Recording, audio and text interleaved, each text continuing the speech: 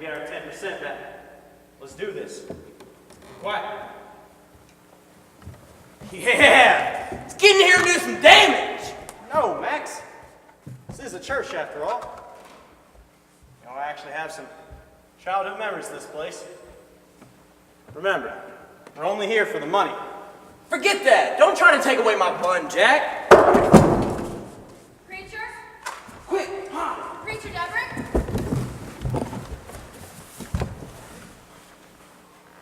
Lillian? Lily, is that you? John? John, what are you doing in here? Who's this? Come on, come on. Calm down, boys. It's just my sister.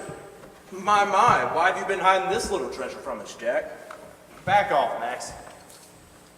Oh, but Lily, please don't tell me you're a painted lady. Don't question my choices. Look at you.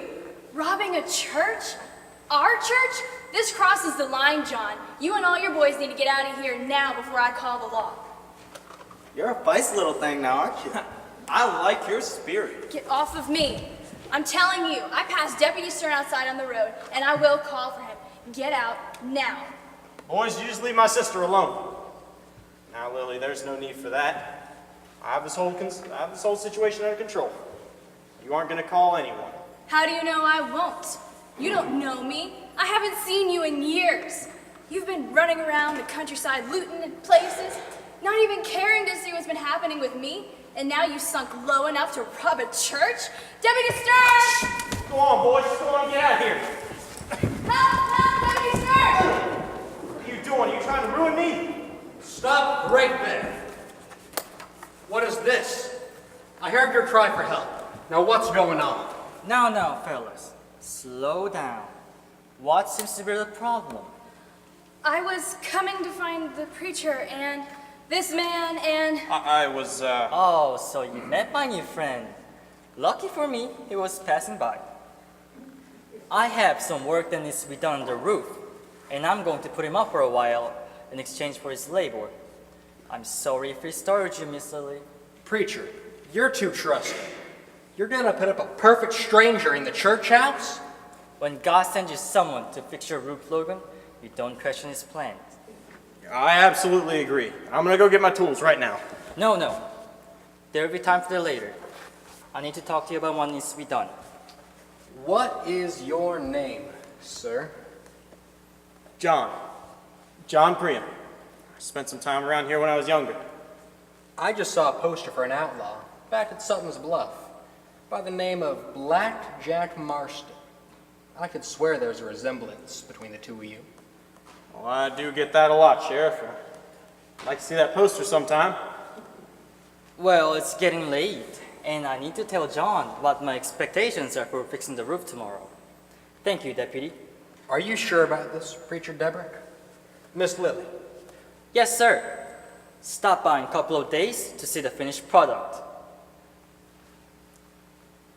Well then, in that case, it is getting rather late. Miss Lily, may I see you safely home? We'll see to that, Deputy. I believe Miss Lily was coming out to talk to me. I'll ensure she gets safely home. Thank you. Thank you both. All right then. You all have a good evening. You too.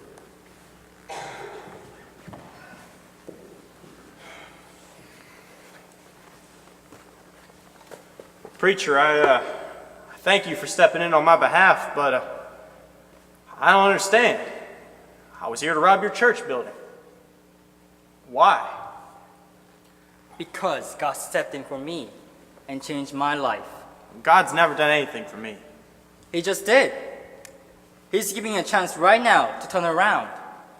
That's why I stepped in for you. I believe that God has a plan for you.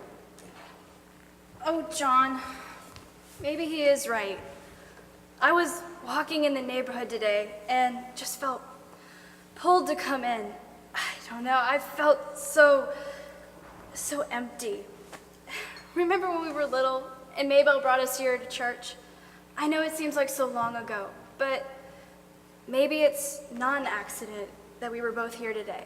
Maybe he's calling us both back here to him. There ain't no way. I've done too much stuff for anyone, let alone God, forgive my sorry self. You don't know what I've become, Lil. I thought the same thing, John. I haven't always been a preacher or even a good man. What right do you have to feel sorry for yourself and decide who God will forgive and will not forgive? God has rescued the worst of men, liars, betrayers, murderers from their wrongdoings. He can rescue you. Oh, but how can I even come to know this God? I mean, sure, I remember singing the songs in Maybell's boarding house when we were younger, and that was before Dad left and Mom. Lily, we were so alone. That was a long time ago. How can a man like me, an outlaw, come to know God? Well, John, I figure out that it's going to take a few days for you to fix that roof. And that gives me a captive audience to preach the gospel to. Miss Lily, I would love to share the God's good news of redeeming grace with you as well. Will you join us? I'd love to. And John, it is good to see you. I've missed you too, Lil. And I'm sorry.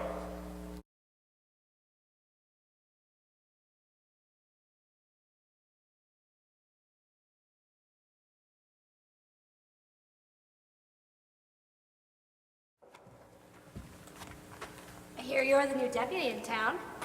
Why, yes I am. Nice to meet you, ma'am. I don't think I'd mind if you were the one to lock me behind bars. Well, why would I lock up such a beauty behind bars? What can I get for you? I'll have a whiskey. Make that a double. Coming right up. Rosalie! Get a whiskey for this fine young man. Right away, Miss Fiona. My stars, those MacDougals are a black stain on this town. Married 3 years and she still flirts like a painted lady. If Daddy ran this town like Sutton's Bluff, he would have kicked them out long ago. And did you see her dress? You could see her ankles.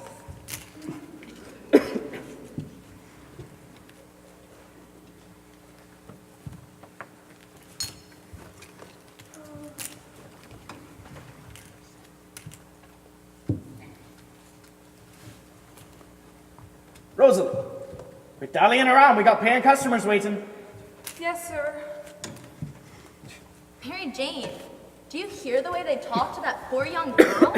They're treating her like a slave. Who is she anyway? She can't be their daughter. Oh, Daisy, I'm sure that is the young girl the preacher's wife put on the prayer list last week.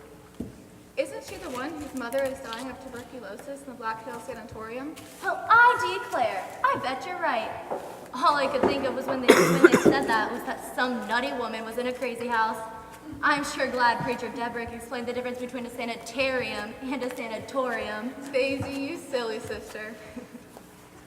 Well, it is a downright sin to treat a young girl that way. And such a pretty little thing she is. What I tell you? Quit dallying. Evening, Magistrate. Evening. Good evening. So good to see you tonight, Mr. Priam. Always good to see you, Mr. Priam. Oh, I'm sorry, sir. Excuse me. Please forgive me. No apologies needed, miss. Seems you're mighty busy tonight. Yes, sir. Rosalie! I'm not gonna tell you again. Get back to work. Yes, sir. I'm sorry, sir.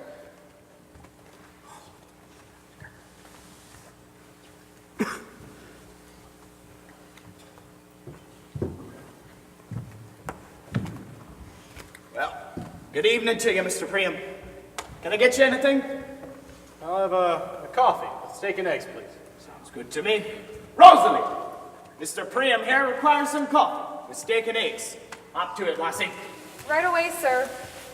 Now, Mr. Priam, can I interest you in some of our finest entertainment?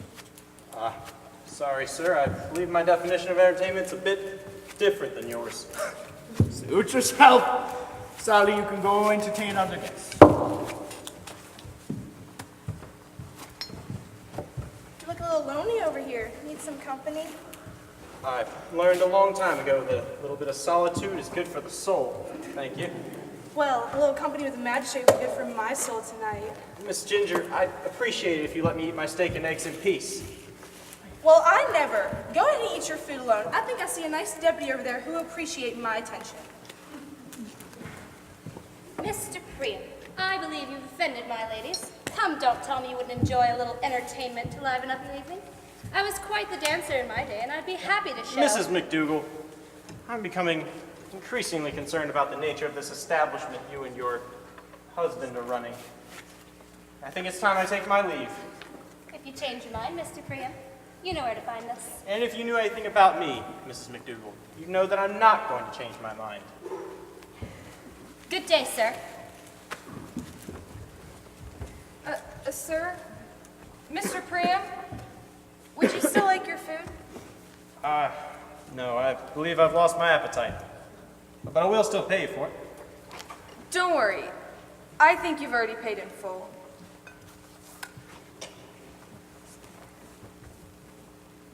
Lachlan! I believe you have something that belongs to me. I'm sure I don't know what you mean. Say it again. Sir, I believe you've taken my wallet. And I'd like for you to return it immediately. I can't believe you would accuse me of such goings on. You know, I get the feeling this ain't the first time something like this has happened around here. Unless you'd like me to go get Sheriff Stern right now, I suppose you should return it to me. Come on.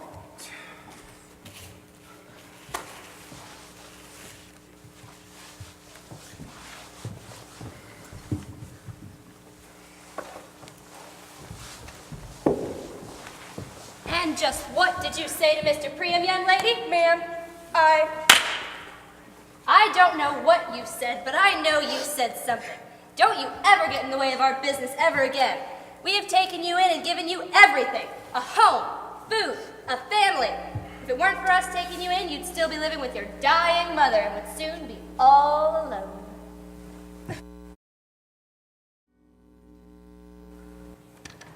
It'll be okay, child. This will make it all better. But it hurts, Miss Maybelle. I know so, darling. But Jesus will heal it. He loves to help his children. You really think so? I know so, child. He loves you. He loves you all. Jesus loves the little children, all the children of the world. Red and yellow, black and white, they are precious in His sight. Jesus loves the little children of the world. Ah, that brings back memories. How are you, Miss Maybelle? Well, Magistrate John Priam, to what do you owe this honor? Can a man come back to the place of his childhood? You know you are always welcome in Maybelle's boarding house. I am so proud of the man you have become, John. Well, you know, I got my faith foundation right here between these four walls. Train up a child in the way he should go, and when he is old, he will not depart from it. We have a warrant for the arrest of one Everett Hudson. You know he's here. Turn yourself in now. You've been running for days, and now there's nowhere left for you to hide. Now, Sheriff Stern, what is the meaning of all this? Settle it down, everyone. Now I'm sure you must be mistaken. I'm quite sure that I'm not mistaken. It's through the upholding of the law that a place such as yours may remain a safe haven for the good people of this town. Where you go? Stop! You idiot, my gun! You're a real deputy. You don't need a gun. See that? I guess no one can escape the long arm of the law in this town. It's a good thing I had him in hot pursuit so that you could catch him. May I ask what exactly this man's being arrested for? The charge in question is petty theft at the livery stable. Come now, Sheriff. That hardly seems like a crime worthy of imprisonment. Well, the law says that any... I know what the law says. But this is what your magistrate says. Mr. Hudson walks. I mean, the word petty alone implies no probable cause for arrest. And as such, I pardon him from all charges in question. John, we must uphold the law. That is my final word on the subject, Sheriff. Now, don't you have more pressing issues to deal with in this town? Very well, magistrate. But now you freed a guilty man, and that's on your head. Deputies, release that criminal. Let's be back about our business.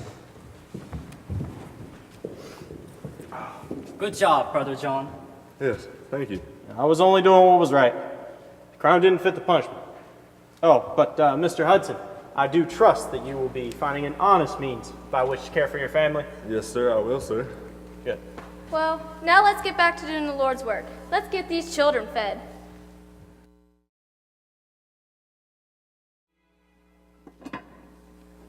Hello, Lily. I'm home.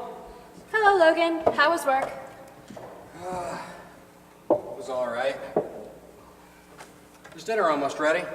Yes, it is. It Right. should be ready in a second. Good. So, what happened today? What always happens when I'm at work?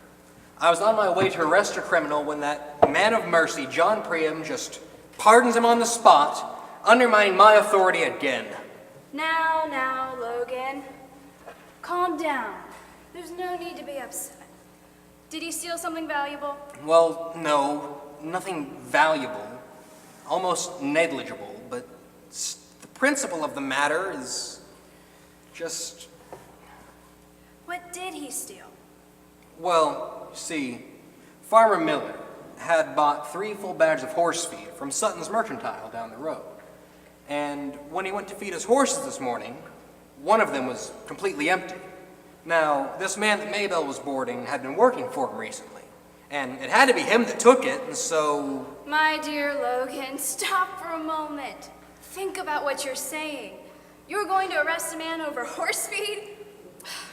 The man you attempted to arrest committed the same crime that Silas's son committed last week. Did you condemn that child to the same fate that you were going to condemn that man? Well, a grown man should be able to... A grown man should be able to know when to be lenient. Perhaps you're right, but still, I just don't trust that John Priam. Even after all these years, I haven't been able to put a finger on it. Something just doesn't feel right about him. And why is that? John is a good man. You know this. He never busies himself with Sassy Sally or Ginger Snap. I've never seen him disorderly, and he shows kindness and mercy to all that he meets. Tell me, Logan, what do you find wrong? Laws are meant to be kept and abided by. If he's to pardon every criminal that he feels sorry for, we might as well do away with all the laws entirely. Now you know that John does not tolerate outright sin and wrongdoing. He told you to keep an eye on the public house now, didn't he? Yes, but You and John both have the same goals. You just have different ways of attaining them. Both good men with the same goals. A town with upstanding, God-fearing citizens doing what is right. Keep that in mind, dear. And without John Priam, we would have never met that day in the church house, right? I'll never forget that day when a man of the law and a man of God both showed that they genuinely cared about a scared, young, foolish girl who thought that the only way to get attention was to become a painted lady. oh, Lily, you were so beautiful that day, and I knew you had such a pure heart. Something inside me just wanted to protect you. I couldn't bear to see a sweet, young girl start down a road of sin. But that confounded preacher Debrick wouldn't let me walk you home that night, and I had to find another way to get your attention. But had John Priam not startled me that day, I would have never called for you. And remember, Preacher Debrick taught John and I both about God's amazing mercy that day. That same mercy that he now wants to show to others. There's still something fishy about that day, but I guess you're right. I've got one thing to thank John for. I guess I'm just under pressure. Marshal Erickson arrives in town this week, and I want to be able to thoroughly impress him. Should he be elected to governor in the upcoming election, I could be the prime candidate for his current job. I understand. When I met you, you were Deputy Stern. You've done an amazing job as Sheriff Logan Stern. I think that Marshal Logan Stern has a wonderful ring to it. I'm sure you'll wear that title one day. But for now, let's eat this dinner before it gets cold. Ah, thank you, Lily. What would I do without you? You are my voice of reason.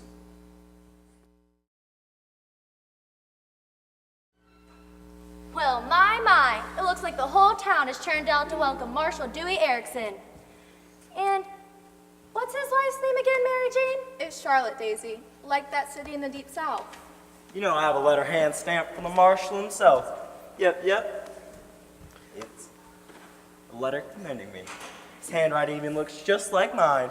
You just said it was a stamp. And you know, I have one of those autographed pictures of himself from when he was appointed marshal. Straight off one of them fancy new printing machines. Quit your bumbling, Apple. Oh, there's the sheriff and the magistrate now. We better get to our post. Yeah, they're gonna need our security today to make sure things don't get out of hand. Those two boys, always showing off for the ladies. I think they both have eyes for you, Mary Jane. Oh, Daisy May, always being romantic. Little good it's done us. Look at us, old maids, running a mercantile in Copperhead Canyon. Maybe we should have married those Anderson twins Daddy wanted us to in Sutton's Bluff.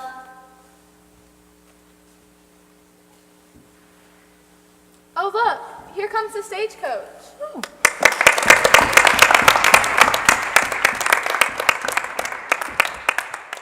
Hurry, Sally, we need to get up front so the marshal can see us. Rosalie, I dropped my handkerchief. Get it quickly. Ginger, don't you trying to get all the attention? The marshal is going to love this new dress.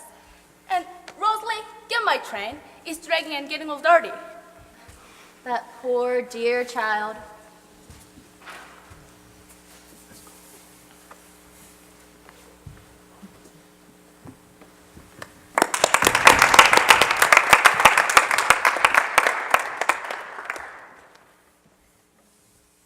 Jane, did you see what I just saw? What? Look, Lachlan and Fiona are making off with the stagecoach. Surely not. Thank you for such a warm welcome to Rattlesnake Alley. Excuse me, Copperhead Valley. I said Copperhead Canyon. Excuse me, Copperhead Canyon. I would also like to introduce to you my lovely wife, Charlotte. She is a very important part of what we do for our citizens. I'm here today to tell you about what is happening in the countryside surrounding you and what I am doing to stop crime for us all. The truth is, we have many gangs of bandits who are robbing banks, burning cities, and often gunning people down in cold blood. Since I have been your marshal, I have made a point to hunt down these villainous men. When I am governor, gangs and Indian raids will be worries of the past. Should you be so kind as to elect me as your governor, I vow to promote the quality of life, fight crime, and improve the general security for all who live in our western territories. Good folk, I have other engagements. I will be spending some time here before going on to Sutton's Bluff. But the next time you welcome us into your good town, I am confident that you will be able to address us as Governor and Mrs. Dewey Erickson.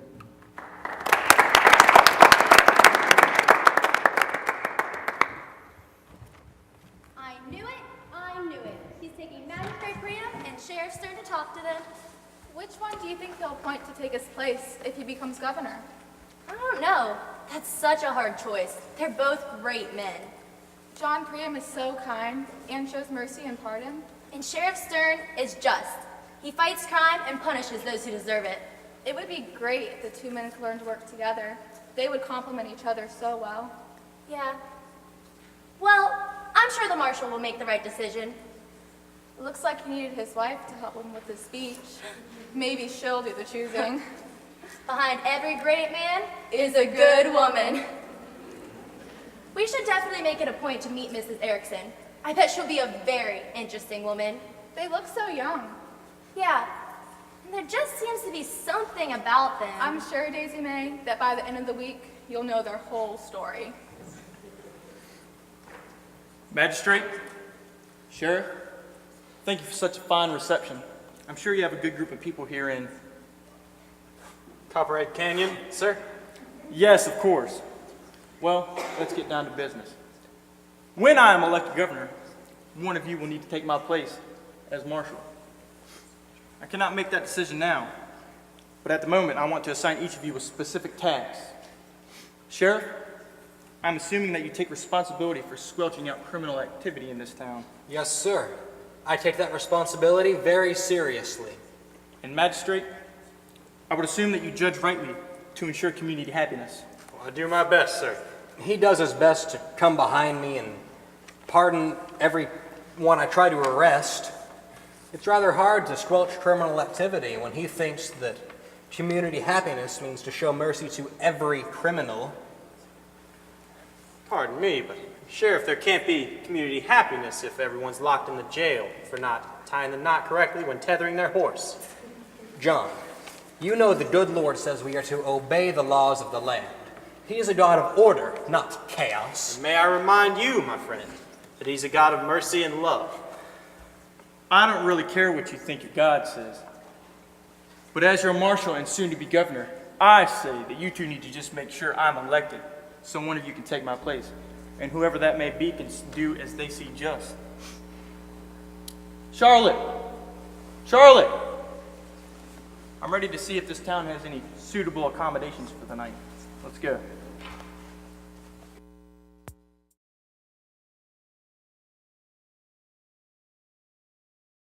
Well, they seem like adequate men to replace you when you become Governor Dewey Erickson. Did you notice something familiar about that magistrate? What's his name? I believe it is John Priam. Why? I could have sworn he resembled... Get me the poster. What? The poster? You heard me. Get me the poster. Okay. Dewey, what are you thinking? This man is a magist... Oh my goodness, Dewey, look. I can't believe I didn't see it. That face has been embedded in my nightmare since we were 15. It is him. It has to be. This is the man responsible for burning our city, killing our family, and ruining our lives. Oh, Dewey, I can't bear to think of it. That horrible day, running for our lives, knowing that your parents, my parents, your sisters, and my brother were all dead. All we had was each other. I have killed every outlaw I could find, from Sutton's Bluff to Jackson's Hole. I have the best bounty hunters looking for this man to kill him. And to find out he is a magistrate in one of my own towns, under my own jurisdiction. We have to be sure, Dewey. Oh, I am sure, Charlotte. Let me do some research tomorrow. I will find the town gossips, then I'll figure out a way to let them know. I bet these citizens will be shocked to find out that a criminal who has killed people in cold blood is the magistrate of their little town. If we do our jobs right. I have a plan to unveil this so-called magistrate and get our revengeance once and for all.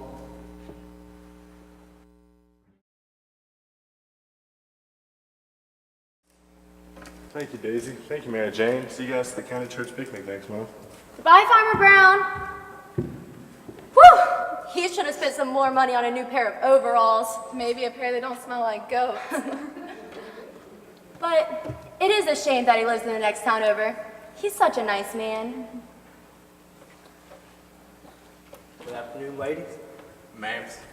Well, but isn't Slim Pickens and Jim Apple? To what do we owe this pleasure? My gun broke. This fine young deputy dropped my gun. Well, heavens! What on earth were you two doing last night that you dropped his gun? There was a run-in at Maybell's last night. Running at Maybell's, you say? Do tell. Oh, no, ma'ams. We can't say. It's a matter of the law, and none of your business. Aw, come on, boys. You know we won't tell anyone. Yeah, your secret's safe with us. Well, Everett Hudson was almost arrested for petty theft last night.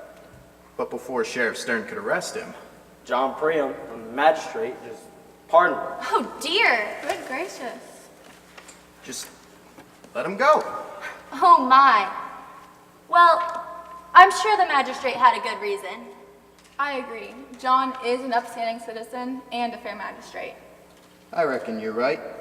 Well, that's the gun I want. Perfect. That'll be $5.76. It'll be here in a week. We'll order it from Daddy's store. Thank you.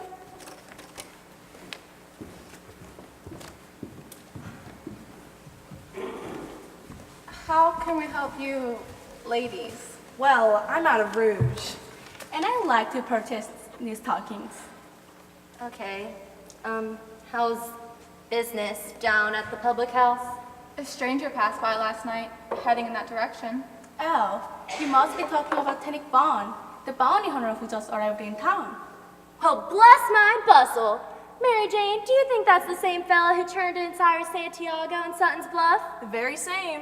Didn't Daddy say he was a dangerous man? He said the outlaws running scared him all across the countryside. As long as there's a big price tag on your head, he said he'll do anything it takes to catch him. I wonder what business he has in Copperhead Canyon. I don't know, but somebody something know you. All right, well, for your purchases, that'll be 96 cents. Have a nice day. It's a shame that ladies factory store is such a sordid occupation. Oh, pardon me. Miss Charlotte, we didn't even see you there. We were so hoping that we would get to meet you. We enjoyed the reception and swear. Why, thank you, ladies. I couldn't help but overhear a conversation about the bounty hunter. Yes, can't for the life of me figure out what a bounty hunter like Tenick Bond would be doing in little old Copperhead Canyon. Don't be so trusting, ladies. I've heard rumors that there may be an outlaw hiding right here in the midst. Here, in our little town? Why, who do you think it could be, sister? Perhaps you ladies can help out your future girlfriend. Could you identify the bounty hunter? What did he look like? Yeah. Help me out, Mary Jane. He was a short man. One of those Mexican-looking fellas. And he had on those big black snakeskin boots.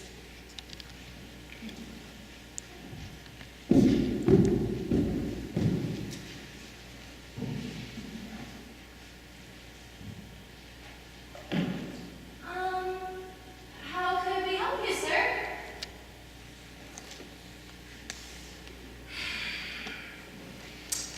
Let's see here. I need some provisions for a journey.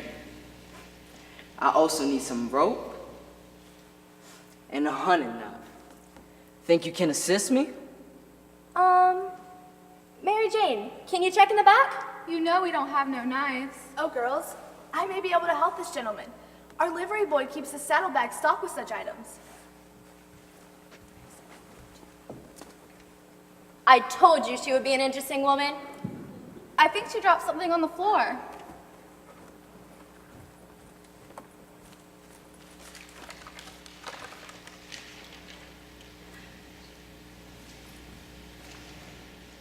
It couldn't be. Does that look like Mr. Priam to you? I don't believe it. What don't you believe, ladies? Well, I don't want to spread anything that isn't true. Since when? Well, What's that in your hand, Mary Jane? Miss Charlotte was just in and Oh. dropped this on the way out. Miss Charlotte, huh? Well, let's see what the high and mighty Miss Charlotte's interested. I don't know. It just can't be what it seems. Oh, quit floundering around. Give me that. Oh, Black Jack Marston. I haven't heard that outlaw's name in many years. Wait, you've heard of him? Of course. You know Mr. McDougal and I have been all over the countryside. But I can't help but think that this man bears quite a resemblance to our beloved John Priam. It couldn't be true. I've always known him to be such a good man. Ladies, I know I'm the first to tell a good story when I know one to be true, but I think we should keep this one our little secret. Don't worry, Daisy May. I'll do the investigating on this one.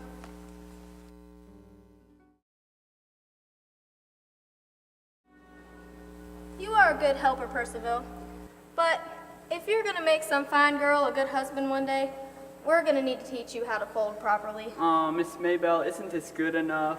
Now you know the good Lord says, whatever you do, do it wholeheartedly as if serving the Lord. So we always need to do our best. Yes, ma'am. Hello, Miss Maybelle. Percival. How you doing, lad? I'm doing just fine, Mr. Priam, but Miss Maybelle says that if I want to find a wife, I'm going to need to learn to fold sheets properly. What do you think? Well, I think Miss Maybell's a very wise woman, and you should listen to her. Yes, sir.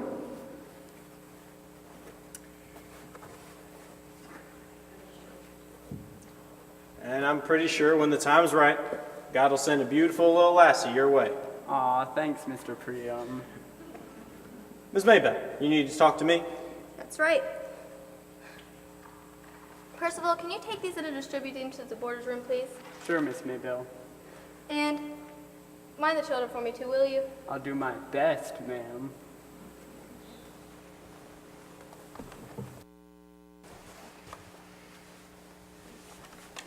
John, I wanted to speak to you because I have a favor to ask of you.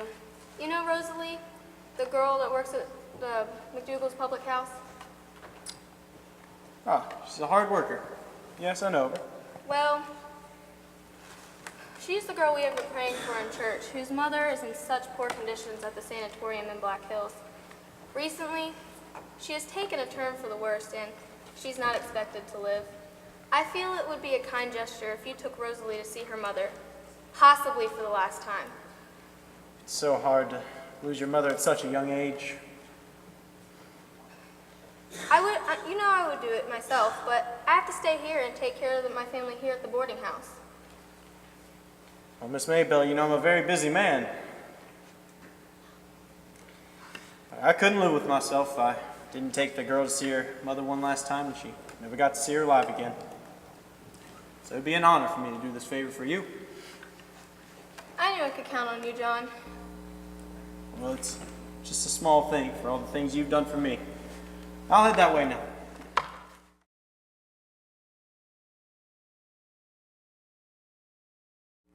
Barkeep, scotch over here.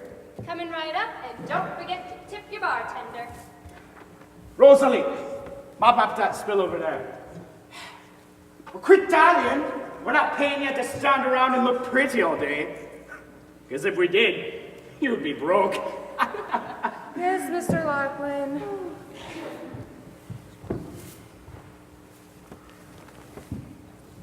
Gentlemen, look alone this evening. Need some company?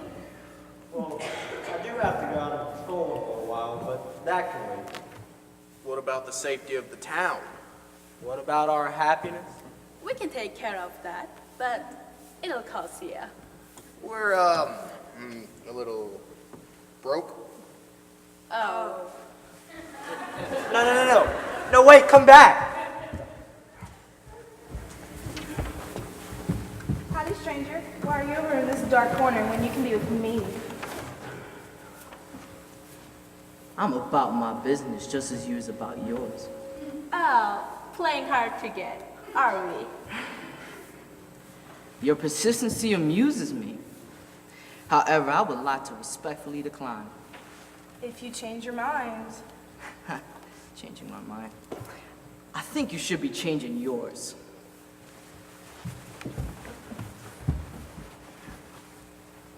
Miss Rosalie.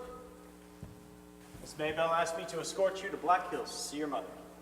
Oh, that would be wonderful. But I can't just leave. Miss Fiona would be furious. Don't worry, I'll have a talk with her. Miss Fiona, I hate to bother you. Then don't. I'm busy. Well, it's about Rosalie.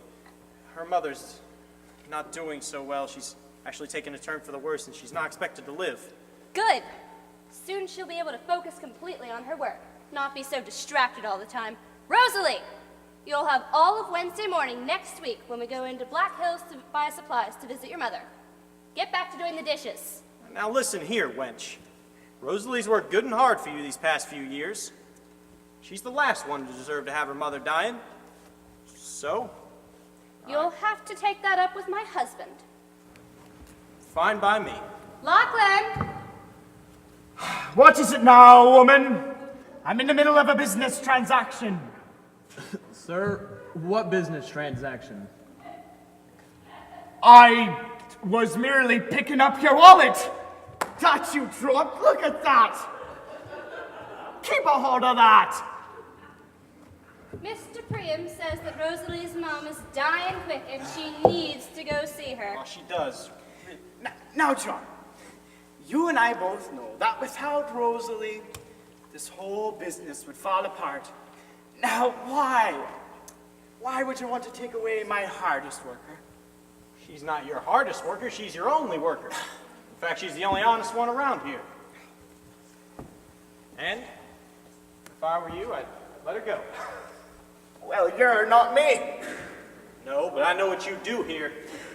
I've given you mercy far beyond what you deserve all these years. Don't make me go back on it now. Fine. Just this once, though. You owe me for this. Oh, no, I don't owe you anything. You owe me everything. I've kept Stern from shutting you down. And, just think it's time we go. Rosalie, let's go see your mother. Too bad I'll have to tell Logan she was kidnapped by an outlaw. What are you talking about? What, didn't you hear? Black Jack Marston kidnapped Rosalie.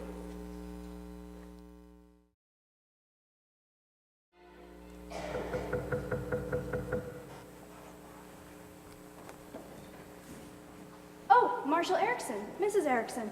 Is there a problem? No, Miss Stern, there's no problem. Is the sheriff home? Why, no, he isn't home from work yet. I thought that he would be with you. Would you like to come in? I have a fresh pot of coffee brewing, and Logan should be home soon. You can wait here for him. Charlotte, I could show you the new quilt I've been working on. Truthfully, ma'am, we're here on official business that involves you. And what exactly is that? As you know, I'm a very important man with various duties. These assignments dominate my every waking moment. We need to ensure that our plan goes according to. We need to make sure everybody plays his or her part. Mr. Erickson, I'm sure that I do not understand what you mean. You don't need to understand what I mean, Miss Stern. My career has been devoted to searching out and getting rid of the elements of society that, left to themselves, would destroy us all. I was enlightened so long ago by the outlaw Black Jack Marston. I'm sure that I don't know. You don't need to understand. This so-called Black Jack Marston is none other than your town's beloved John Priam. No, wait. You don't know what you're talking about. He's a changed man. And you don't know what he did to us. I'm sure that... Enough, Lillian. We need your husband to help us bring long-awaited justice. He loves you very much. With the proper motive, Sheriff Stern will certainly rise up to avenge evil. You are a giving woman, and we can tell. So we need you to do your part. Through your sacrifice, your husband will become who he needs to be to carry out the role that we have planned for him. Sorry, Miss Stern. Nothing personal. Just part of the plan.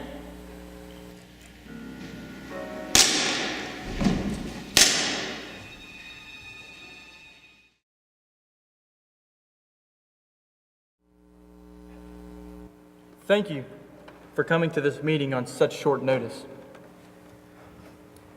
This has been a very disturbing week. Yesterday we buried a respectable woman of your community. Our condolences, Sheriff Stern. I told you that my job was to protect the state from crime, and today I will reveal the worst kind of criminal. One who parades as a friend. Please, give Charlotte your attention now. Good people of Copperhead Canyon, what I am about to say may come as a shock to many of you. I must tell you about something tragic that happened to me and my husband many years ago. We grew up in a wonderful little valley known as Beaver Creek. There is a day that has been forever ingrained in my mind and has haunted my worst nightmares. A gang of bandits stormed into town, setting fire to all of our stores and houses. To this day, I can hear my father yelling at me to run for my life. I began to run and turned when I heard my mother scream, and this man was holding her at gunpoint. That was a John. Yes, this man. I can tell some of you recognize him as well. My cunning husband, recognize that your magistrate, John Priam, is actually Blackjack Marston. What? So it is true. This man killed my parents in cold blood. He killed Dewey's parents and burned and looted our village. I'm sure he is responsible for much, much more. We have dedicated our lives to the pursuit of finding this man, and he must be brought to justice.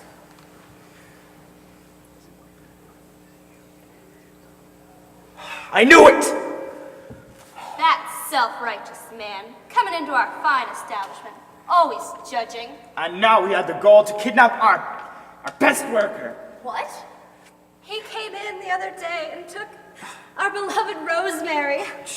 You mean Rosalie? Oh dear, I'm so distraught. I just hope he doesn't hurt her. That poor dear child. 'Tis a crying shame. I can't believe what I am hearing. You all know the character of John Priam, and he has done nothing but good for this town. He no more kidnapped her than I am a goat. He is carrying out a favor for me to take a young girl to see her dying mother in Black Hills. Oh. I never questioned him for a minute. Don't be so sure. If he has kidnapped before, why wouldn't he do it again? Well, one thing is clear now. We need a capable lawman to prosecute this villainous man. It is time for me to appoint Sheriff Logan Stern as my new assistant marshal. That will give him the same authority in all my territories that he has in Copperhead Canyon. I am confident that he will execute justice. This is so much to take in. The death of my beloved Lillian, now a promotion to assistant marshal, questions over John Priam's past. I am honored, and I will do my best to live up to your expectations. Thank you for this opportunity, Marshal Erickson. Well, I guess there's a need for a new sheriff in town, Jim. I'm sure I know the perfect man for the job. You know I'll be first in line. Apple. Better learn how to handle your guns then. Apple, Pickens, stop your bickering. Dewey, you have to tell him. I think it would be best if it came from you, dear. Are you sure? Yes. Okay. Assistant Marshal Stern, Yes, Miss Charlotte. we have some information about the death of your wife that you and the good citizens need to hear. What? What is it? Well, we probably should have told you sooner, but you have been grieving so. But given John Priam's background as Blackjack Marston, and especially the knowledge of what he did to our parents, we feel it is important that you know that we saw him running from your house on the day of Miss Stern's murder. What? Why didn't you tell me this sooner? Now, settle down. It seems like there's a lot of speculation going on right now. And just what were you doing at the Stearns homestead? Well, we were going to tell Logan that he had been promoted to assistant marshal. Yes, we knocked on the door and assumed no one was home because no one answered. As we began to leave, we saw the magistrate running through the back field. Could it be true? After we learned of the tragedy, Dewey cleverly began to realize that he looked a lot like Blackjack Marston. I don't know how I missed it, but that is why my husband will make such a good governor. This is absolutely preposterous. I've heard enough of this foolishness. I have children to attend to. Maybelle, you are so quick to defend the marshal. Magistrate, but he has shown himself to be downright rude at my establishment. Because he has stood to his grounds and held to his morals? Make sure you look for the truth, Logan. Enough! My wife is dead, and someone is responsible for her murder. I have never trusted John Priam. I knew there was something amiss with his man of mercy routine. Under our nose, undermining me all this time, and he must have just been looking for this opportunity to take away the only joy I had in my life.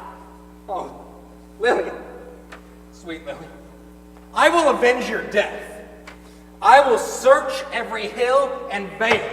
I will seek him out, hound him, until there's nowhere left for him to hide. He will pay for this. He will pay.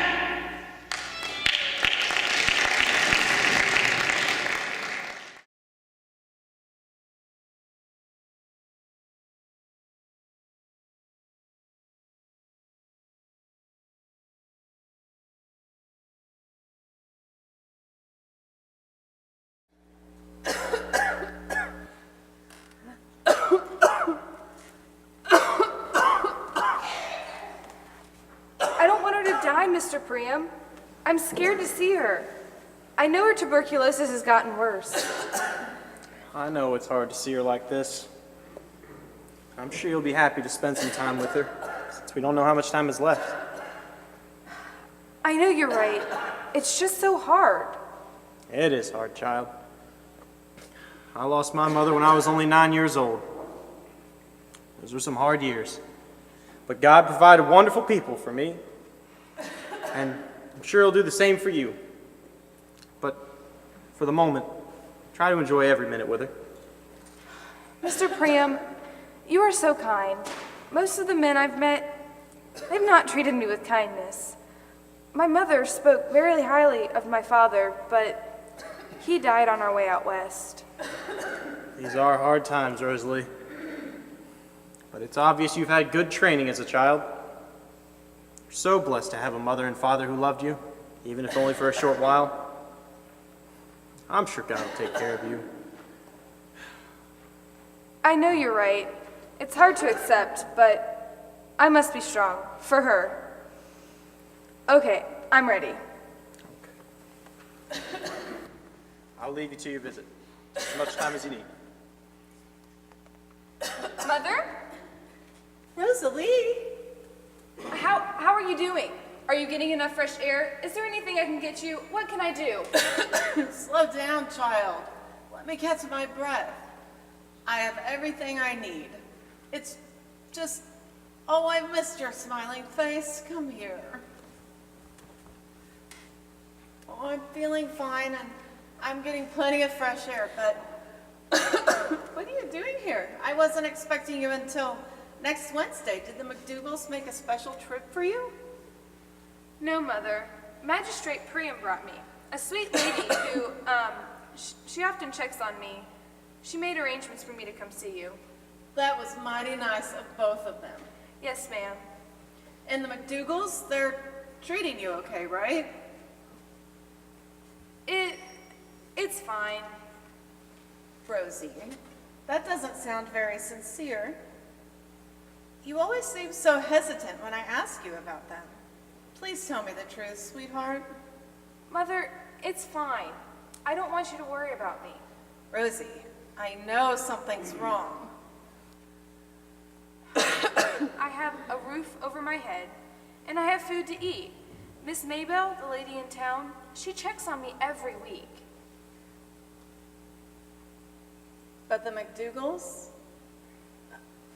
I want you to tell me the truth right now. I'm your mother, and I don't want you to be mistreated. The truth is, I am nothing more than a slave. I don't have anything to myself. I'm the only one who works. And the place I work at, it's not nice. I knew there was something wrong the last time you visited. Oh, Rosie, I don't want you to be treated that way. Listen, there's a farmer who's a member of the local congregation here. He's been coming to visit me. He and his wife don't have any children of their own. They do lots of things to help the kids in Black Hills. They've said you can come and spend time with them if you can ever stay for longer than a few hours. Mother, you know the McDougals need me to work for them. They were not happy that I was coming now, but Magistrate Priam talked to them. Rosie, I'm very sick. I want you here with me. They've said they have a room in their farmhouse for you. They're very kind, and then you could come and visit whenever you wanted. But why do I have to live with anyone? Why can't I just live with you? We could get a house. I would take care of you. I don't want to have to live with anyone else. There's no cure for what I have, child. Of course I want you here with me, but I need to make sure that you're provided for when the time comes. I'm your mother, and I love you, and... Well, what if they come looking for me? Like, I don't want to be looked after. Like, I'm your mother, and I have the final say-so in where you will live. I love you, and I don't want you to be mistreated. I'll take care of it. I'll have Mr. Priam take you to Farmer Brown's, and He'll stay and make sure that you get settled, and then you can come back and visit me tomorrow. If you're sure that it'll be okay and that it'll make you happy, Mother, I'll go and get settled and I'll come back tomorrow. It'll be nice to be away from the McDougalls, and it'll be fun to help out around the farm as well. I love you, Ma.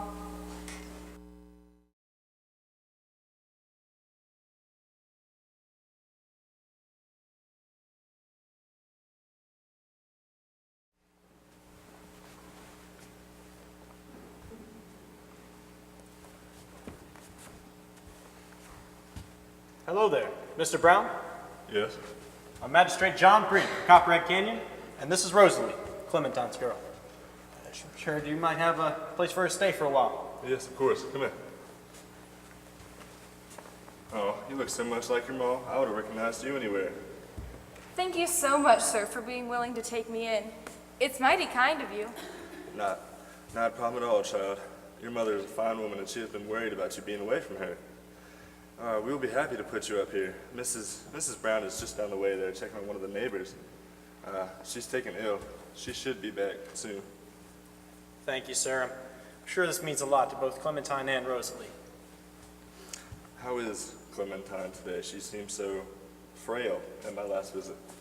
She was really weak, but of course, she was more worried about me than herself. That's some other's job, Rosalie. Now, let me show you to your rooms. Magistrate, will you be needing a place for the night? It's too late to be heading back to Copperhead Canyon now. Well, I don't want to impose. Missus would have my hide if I didn't know if you knew this for the night. Well, I can't be more upset than Mrs., so thank you kindly. All right, have a seat, kid. All right, Rosalie, call me down this over. You will be staying in my daughter's room. You remind me a lot of her. She would have been about your age. What happened to her? Well, about 7 years ago, she used to town store buying some candy. Just about when a group of bandits, knowing there was a payroll delivery in the city, first things to rob the store. They took her hostage to get the storekeeper to guarantee that they got their money. But once they got their money, they decided to kill her anyway. The bandits took their money and they escaped. I'm sorry. That must have been terrible. I'm sure you miss her. I sure did. But that was a long time ago. Well, let's get you settled in.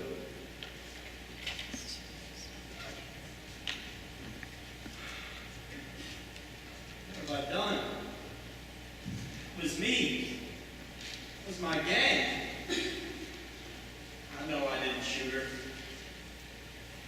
But I led them in there. In fact, I the one who told them we wouldn't shoot her. Our gang thought they had something to prove. Oh, God. Will I ever be free from the guilt of my past?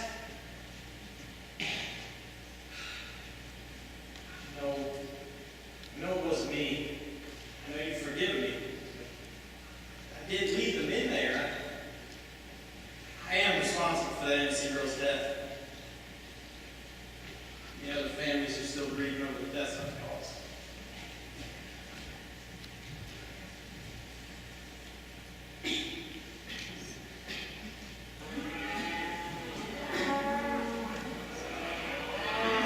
Just stay here. We'll find out what all the commotion's about. Hey, who's in there? I'd know that voice anywhere. Black Jack Larson. How you been, long man? Max? Is that you and the boys? Excuse me? So identifying yourself with us? I thought you were living straight like now, magistrate. Until now, you've been pretty good at hiding your true colors behind that fancy position of yours. Now I hear your past may be catching up to you. What do you mean? Heard that Marshal Erickson on a town meeting, and you were the main topic of conversation. He told everyone who you truly are. Black Jack Marston, notorious outlaw. It's no wonder you're on the run now. What? I'm not on the run. It's not the run the street. I gotta admit, I thought it was a pretty cowardly move for the Black Jack I used to know. The man you used to know is long gone, Max. I'm not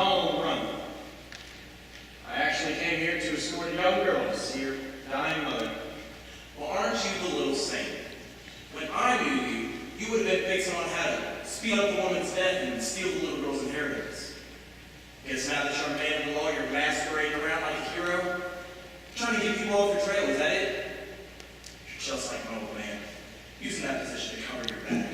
Max, I understand why you're angry with me. I just left you guys and never came back. I confessed my sins to God. I had to make a clean break. Max, you know, you could do that too. Don't preach to me, Marston. If you wanted to ditch us and become a saint, that's your business. But it doesn't change the fact that you, just like me, have gone down people in cold blood. You've taken away everything they had. Shouldn't we have to confess to someone other than God for the things we've done? What good does it do to confess to your God?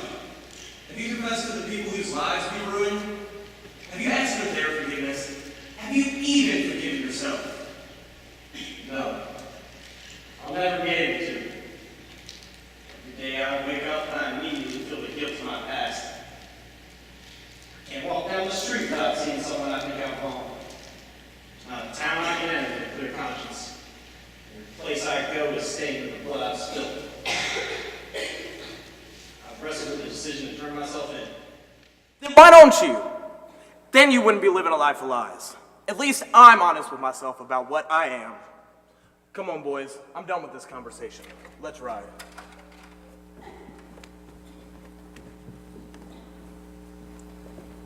That's just what I'm going to do. I'm tired of living a life of lies. Tomorrow I'm going to head back to Copperhead Canyon, find Logan, and turn myself in.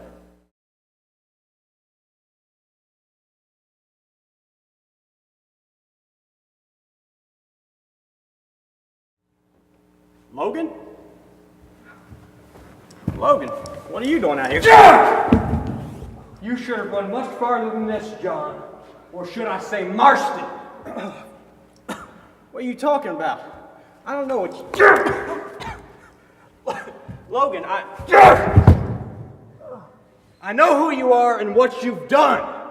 Black Jack Marston, you murderer. You come to kill me too, then? Well, here I am. Calm down, Logan. I can explain. All these years, undermining my authority, playing yourself as the man of mercy, and it turns out you are an outlaw too? It's not like that, Logan. I'm a changed man. That's what she thought. She trusted you, John. And you betray her like that? Who are you talking about? What do you mean? Did you think you could cover it up forever? I don't know what you mean.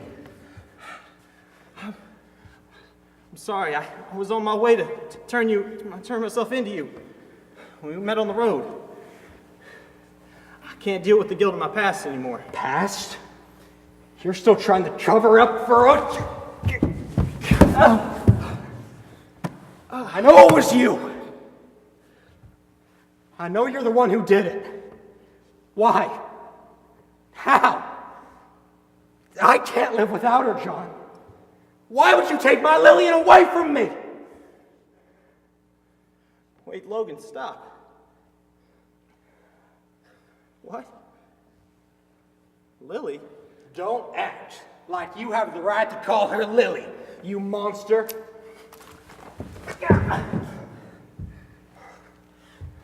How dare you even speak her name? You!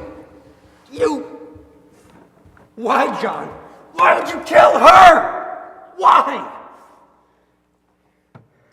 Logan, is my sister really dead? What? What are you talking about?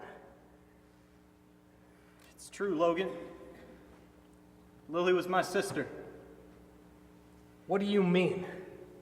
Lily was your sister? How? She was an orphan. She didn't have any family. When I came back to Copperhead Canyon, it was supposed to be a fresh start for me and her. I didn't want her to have that tainted reputation like me. It doesn't make sense. I would have known. She would have told me. We agreed that no one could ever know. But you just couldn't. You did it to protect her, Logan. And you. Don't you see? You expect me to believe you? After years of covering up your identity? After all you've done? Logan, I don't deny it. I was Blackjack Marston. I did some terrible things. But I did not kill my sister. Please, you gotta believe me. The marshal and his wife said they saw you leaving my house on the day of her murder. Logan, that wasn't me. I haven't been to your house since the town picnic. I did not kill Lily. But why would the marshal lie to me? I don't know, Logan. We're gonna have to work together to find the truth here. How can you expect me to trust you? I just found out that you were one of the most wanted outlaws in the West, and my wife's been murdered. John, what is trust?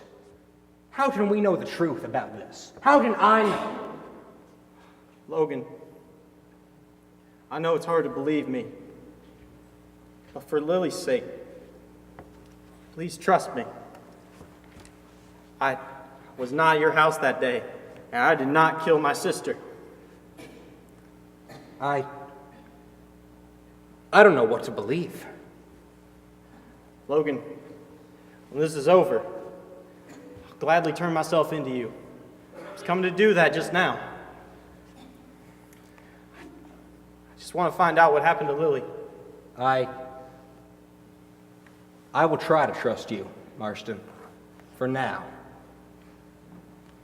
There's a lot to figure out. I need to find out who killed Lily. But regardless of if you killed her or not, you still have much to answer for. You understand me? I know I do. And I plan to own up to all those crimes I committed. But first, please, let's just work together. Figure this all out. Okay. Well, there's so much to think about. So many unanswered questions. I want time to think and pray. Me too.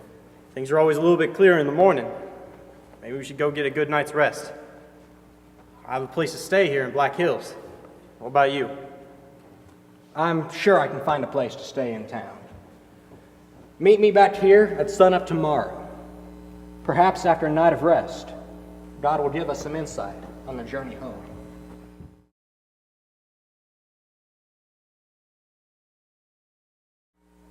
After all these years, being so secure in what I thought I knew, my entire life has been shattered. If John's telling the truth, then Erickson's corrupt. And if he's not, then I don't know. He did so much back in his days as Blackjack, but he didn't kill my sister.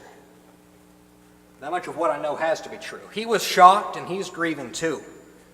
But what if this is just a trick? What if it's all another cover-up and he's gotten away again? No. I know. He couldn't have been lying. But what does that mean? If Erickson's corrupt, then I don't know what to do.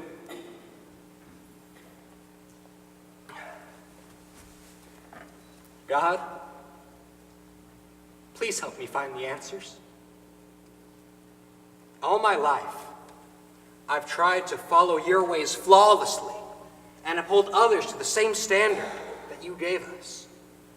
All my life, I've trusted the men you've put in charge over me to be good men, worthy of my trust.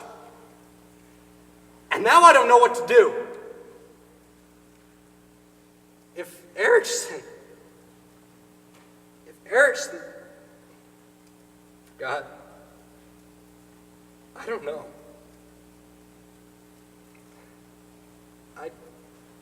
I miss my Lily, God.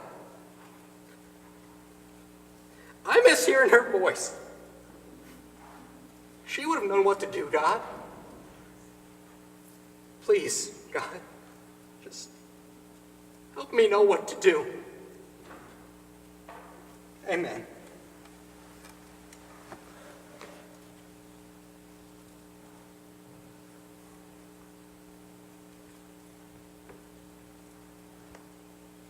Logan, supper's ready. I'm coming, Lily. I just need to look at this proposal.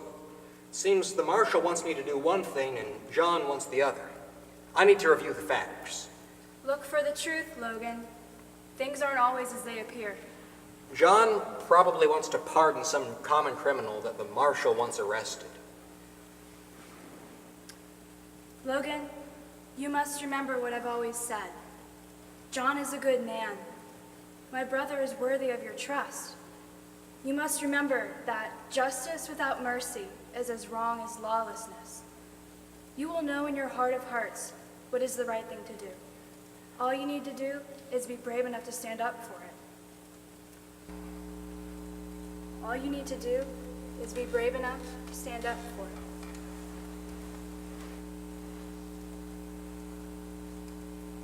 All you need to do is be brave enough to stand up. Lily? Lily! Lily!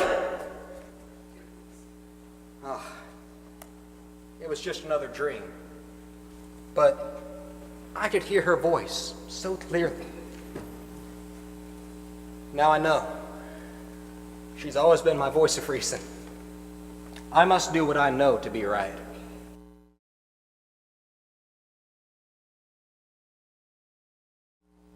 Well, Slim, I think we've been doing a pretty good job of keeping things quiet around here while the sheriff and magistrate have been away. Well, of course, Jim, but I don't know if we should call him magistrate. What do you make of all that? You think he could have really been Blackjack Marston? I don't know. It doesn't seem right. But the marshal and his wife seem pretty sure about it. Stern was awfully mad. Stormed off looking to find and kill him. What in tarnation? Slim, look down the road there. There's John and Logan waltzing into town like nothing ever happened.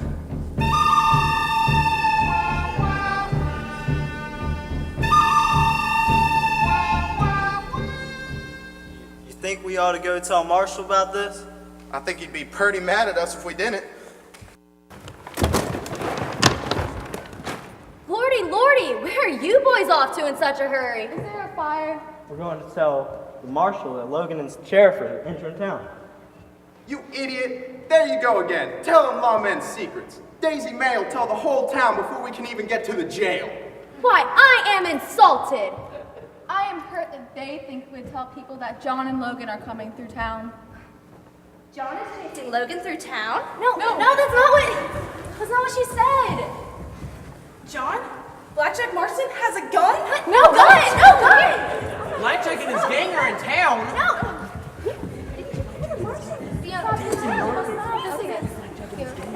Fiona. He's coming through town. Stop! He has a gun. Calm down. Everyone, stop!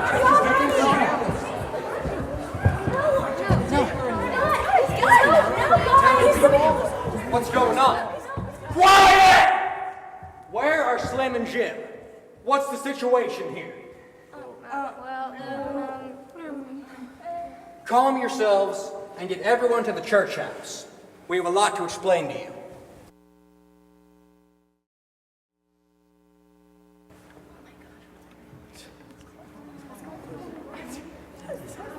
Quiet down. Listen, good people. I know you have a lot of questions. I've had them too. You have no need to be afraid of this man.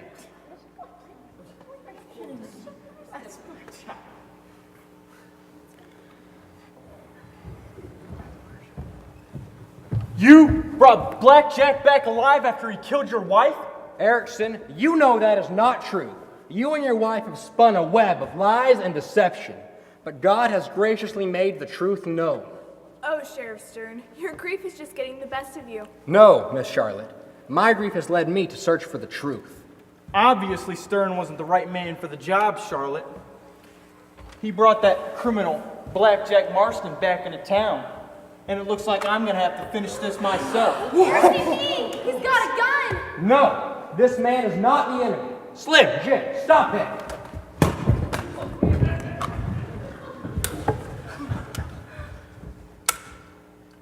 Well, looks like something happened to my gun when I dropped it this morning. Arrest him! The marshal? Do as I say and arrest him. Would someone please explain to me why a criminal is being defended and the marshal is being arrested? This certainly doesn't make any sense to me. Did John kill Lillian, Sheriff? It seems like it's about time we all sit down, let the sheriff talk, and learn the truth. Miss Mayberry is right. Sheriff, please tell us what's going on. Logan, do you mind if I start this off? I think that would be very appropriate.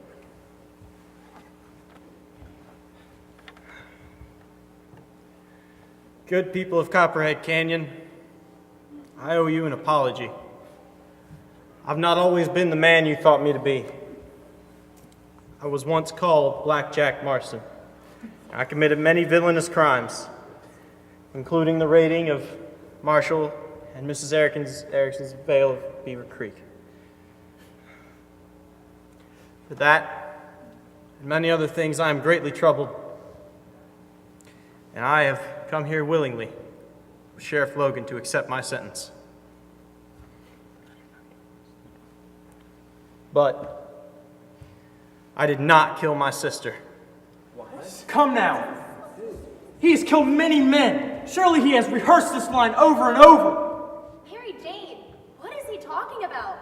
Was Lillian his sister? If they were, I never knew about it. It's true. Lily was my sister. Back when I was 9 years old, Lily was 4. Our father left us, and shortly after that, our mother died. But then a friend of our mother's brought us to Miss Maybell's. She loved us and took care of us like only Miss Maybell can do. But at the age of 15, I became a very angry young man. I took off for the hills. I found a gang of men much like myself. And I earned a name for myself as Blackjack Marston. Not a man in the countryside who could win against me. The leader of my gang was Cyrus Santiago. He was a ruthless man who led many raids against towns, villages, and some Indian tribes. When a bounty was set on his head, Tannic Vaughn didn't waste any time collecting the profit. I had been with the gang the longest, so I became its next leader. I'm not proud of my past, but praise the Lord, 5 years ago, while I was attempting to raid this very church, God reunited me with Lily. Preacher Debrick taught us the gospel.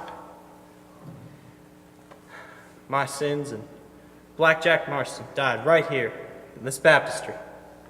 My sins were washed away, as far away as the east is from the west. I know my God has forgiven me,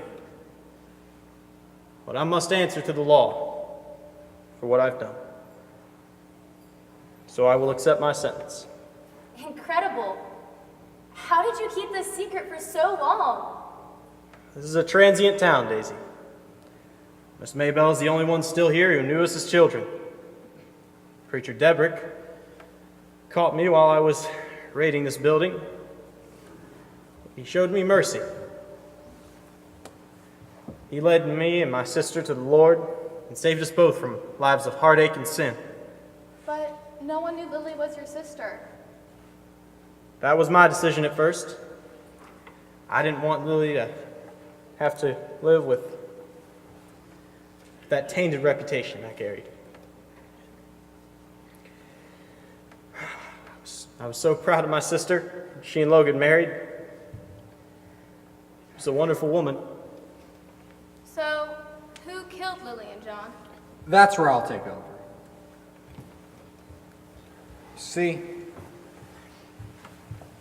I was so blinded by my grief and fury over the death of my beloved Lillian that it was easy for Charlotte and Marshall Erickson to sway me with their lies. You all know that I've been a very legalistic man, and I do believe in upholding the law, both man's law and God's law. But I became so legalistic that I couldn't see the truth. I wanted to impress the marshal so that I could get my next promotion.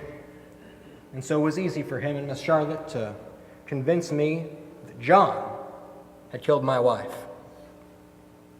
But there was no one near my house that day except for the Ericksons. I have concluded that they planned her murder and shot her in cold blood. Well, I declare. These accusations are preposterous. There is no evidence. How can we know that this Rosalie is telling the truth? She's little and young. She may be lying. You believe her over me and my wife, man and woman of the law. It's the motive that led me to you, Marshal. See, when you recognized John as the former Blackjack Marston, you had to get your revenge. But it wouldn't do for a man campaigning for governor to expose and kill a magistrate.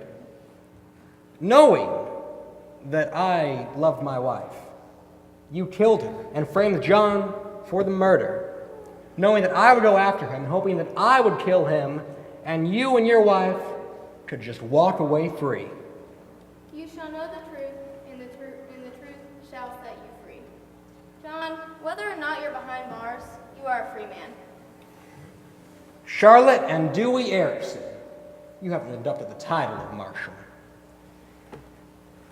As the assistant marshal of this Western Territory, and under all the power that brings me, I find that you and Charlotte are guilty of murder, conspiracy, and misuse of power.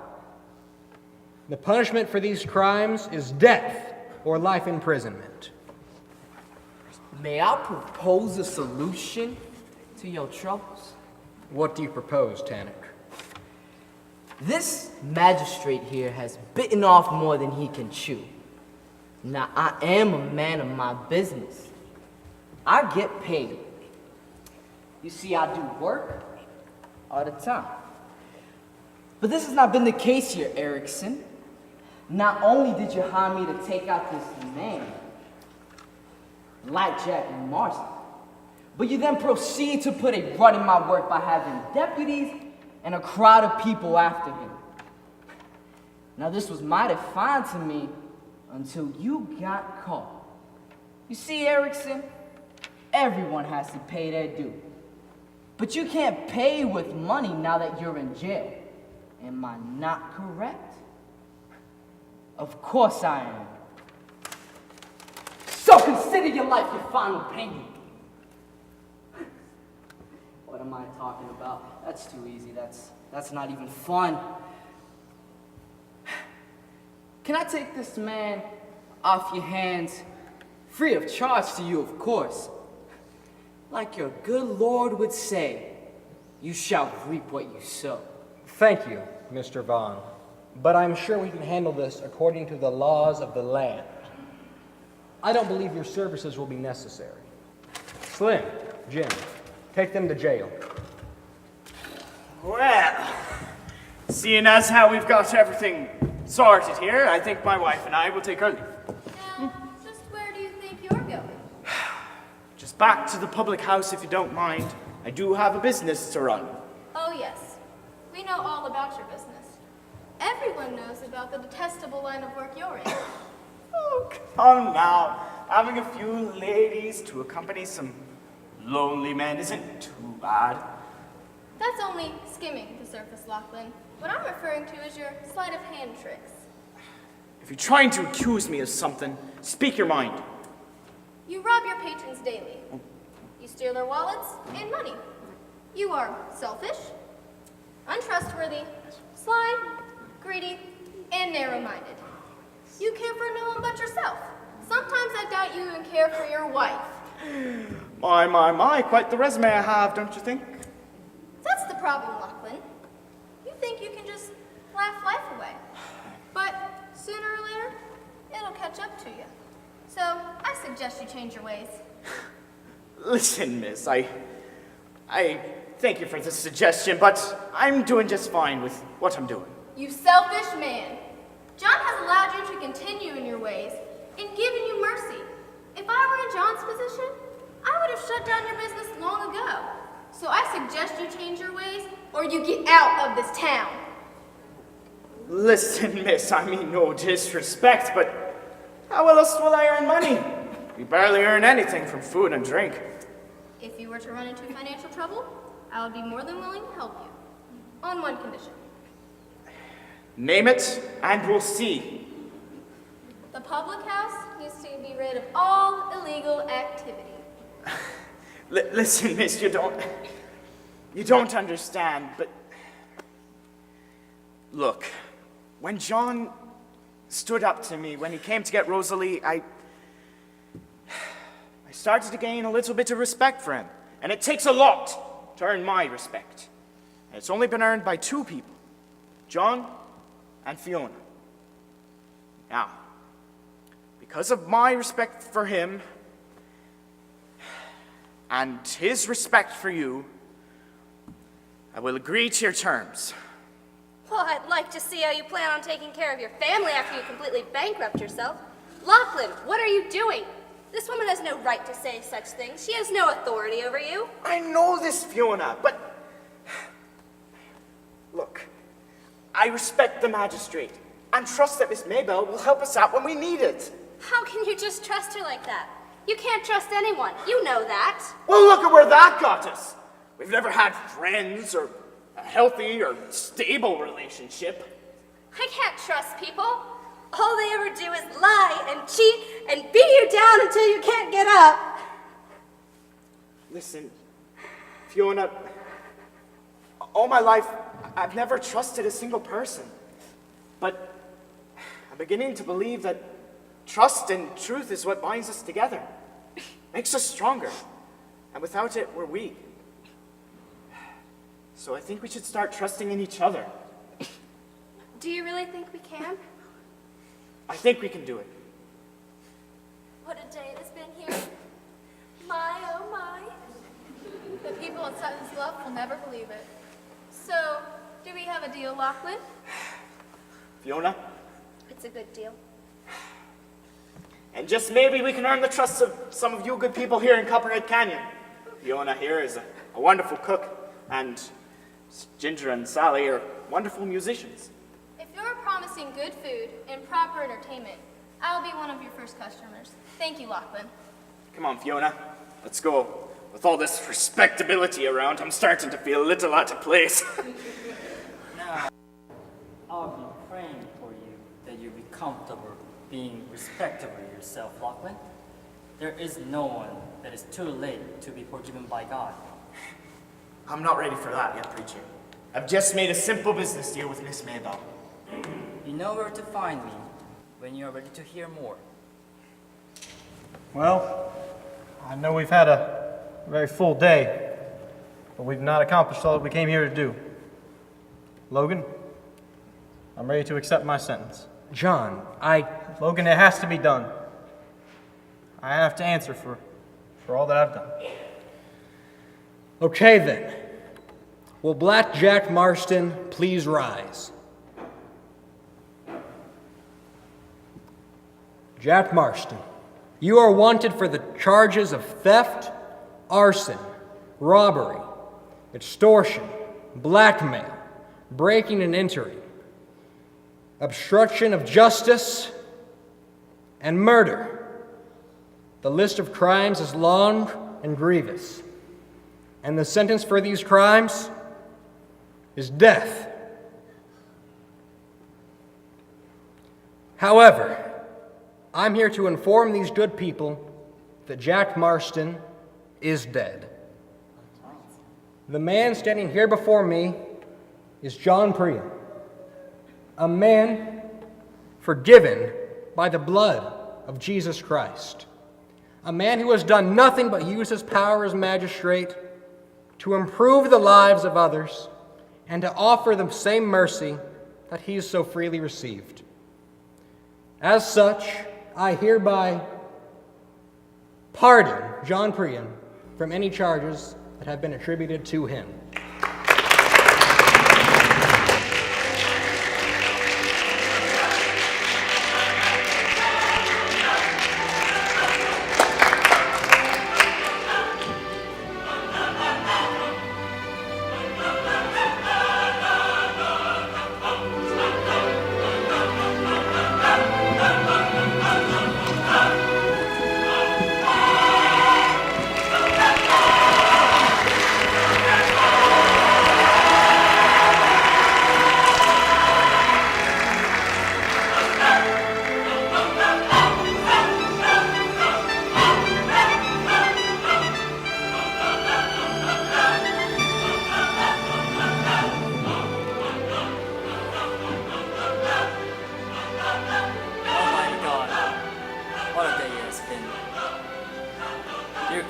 shown here in many ways. Thank you that Logan showed forgiveness to John. He has seen your love and mercy. Please help me boldly proclaim that good news to the good townsmen. Amen.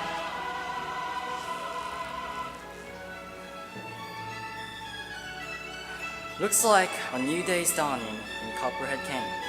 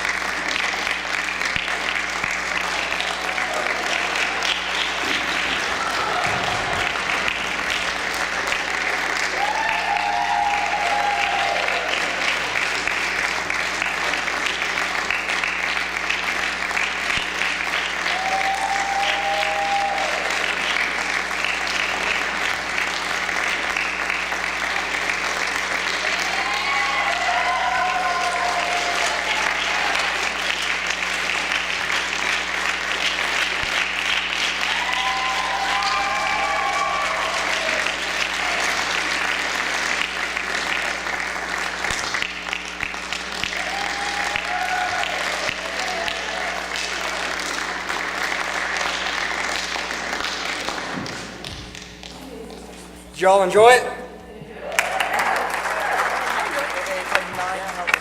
So how about Josh keeping that Irish accent the whole time he was on stage? I swear!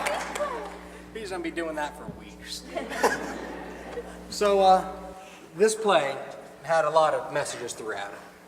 And if I was to talk about all of them, which I wish I could, you'd be here for, well, until the play tomorrow. So we're not going to do that because she won't let me. So I think that one of the major messages playing the role that I did in this play was that you need to be able to just see through people to what, a lot of the time people seem a certain way. They seem bad or they seem just unappealing when really there's something deep down within them. And you can't define them by what they used to be. You have to define them by who they are in Christ. You know, the word says that as you judge others, so too shall you be judged. So how do you want to be judged? I want to be judged with a lot of mercy myself, being a human. And so, yeah, you are. And so, you know, you just got to look through and see through to what someone can be within the blood of Christ covers them. You can't just say, well, you did X, Y, Z, so now you're X, Y, Z forever. There's no one too far gone to be forgiven. There's no one too far for God. I mean, Paul murdered Christians for a living for a very long time, and then he went and wrote this little thing. You might have read them. They're called the epistles. Look that up later. And so you just ought to see that anyone can become someone great if they just follow Christ.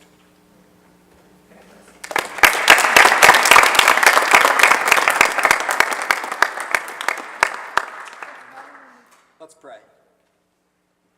Father God, we just want to thank you, Lord. We want to thank you for giving us the ability to write and act in these plays, Lord. We just want to thank you for giving us a school and an area, an environment that we can do these for your glory, Father, and that we can just glorify you in all that we do, Lord. And I just want to pray that someone in the audience today got something out of this, and that maybe they'll be inspired to make some changes in their own life, Father. I just want to pray, Lord, and just thank you again that I didn't punch Taylor in the face. That would have been bad. And I just want to pray that the next shows will be as successful as tonight's was. And we just want to thank you again, Lord, for all that you do for us. And it's in Jesus' name that we pray. Amen. Amen.